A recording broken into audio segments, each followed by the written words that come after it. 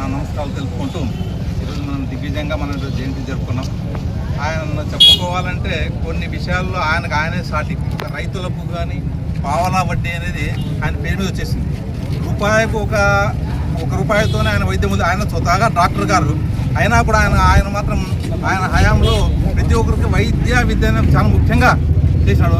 అందుకోసం ఆయన ఆశలను మళ్ళీ ముందు తీసుకోవాలంటే మనం తప్పకుండా ఈసారి జగన్మోహన్ రెడ్డి గారిని సపోర్ట్ చేసి మనమంతా గెలిపించుకుంటే మన ఆశయాలను ముందుకు తీసుకోవడానికి ఒక అవకాశం ఉంటుంది.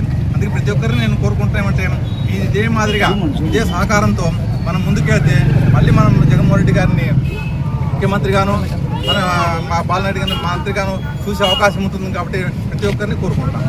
ఇదే విధంగా ముఖ్యంగా ఇప్పుడు చెప్పదలసిన విషయం అనుకుంటే ఎస్ఐఆర్ అంత ప్రక్రియ మొదలైపోయింది.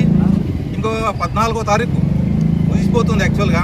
కానీ చాలా చోట్ల దగ్గర ఆశించినంత ఎన్యూమరేషన్ జరగలే. దీనికి వాళ్ళదే మనం తప్పడం కాదు, మనం కూడా ప్రతి ఒక్క ఓటరు కూడా దాంట్లో మనం కూడా తీసుకొని ప్రతి ఒక్కరు ఓటరు కూడా శ్రద్ధతో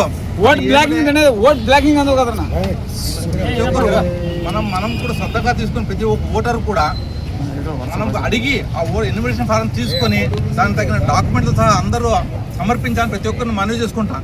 లేకపోతే ఒకసారి ఓటు తొలగిపోయిందంటే మళ్ళీ తెప్పించుకోవడం చాలా కష్టమవుతుంది, ఎందుకంటే టైం పడుతుంది. కాబట్టి అందుకే రేపు 14వ తారీఖు లోపల అందరూ ఎవరు లేకపోయినా మీ పక్కన ఇచ్చిన వాళ్ళు బిఎల్ఓ ఫోన్ నెంబర్ ఉంటుంది, ఆయన అడగండి. ఆయన మీకు ఎన్యూమరేషన్ ఫారం ఇస్తాడు. అది ఒక 5 నిమిషాలే పని. మీరు సంతకం పెట్టి మీరు ఫోటో ఇచ్చేస్తే అయిపోతుంది. దానికి తగిన డాక్యుమెంట్లు అంటే మీకు తెలిసిన ఏం పెద్ద ఇబ్బంది ఉండవు, అన్నీ దొరికే. క్యాస్ట్ సర్టిఫికేట్లు అందరితో ఉంటాయి. తర్వాత ఉంటే రేషన్ కార్డు ఉంటుంది, లేదంటే ఒక ఆధార్ కార్డు. తర్వాత ఏమంటే తల్లిదండ్రిగానే లేకపోతే తల్లిదండ్రులు వాళ్ళ ఓటర్ ఐడెంటిటీ కార్డు ఇటువంటి ఉంటాయి. నాకు లేకపోతే బ్యాంక్ పాస్బుక్ కూడా చెల్లుతుంది. అందుకే మీరు ప్రతి ఒక్కరు మర్చిపోకుండా ఏం లేదు గవర్నమెంట్ చేసుకుంటుంది అని మీరు పొరపాటు పడితే మాత్రం మీరే నష్టపోతారు. ప్రతి ఒక్కరికి ఓటు ఉండాల్సిందే. ఇది ఈరోజు ఇప్పుడు ఓటుతోనే కాదు, రేపు పొద్దున దీనికి అన్నిటికీ లింకులు వస్తాయి. కాబట్టి తగినంత జాగ్రత్త తీసుకుని ఇప్పుడే ఏ ఒక్కరు కూడా ఓటు మిస్ కాకుండా చూసుకొని ప్రతి ఒక్కరిని కోరుతున్నాం.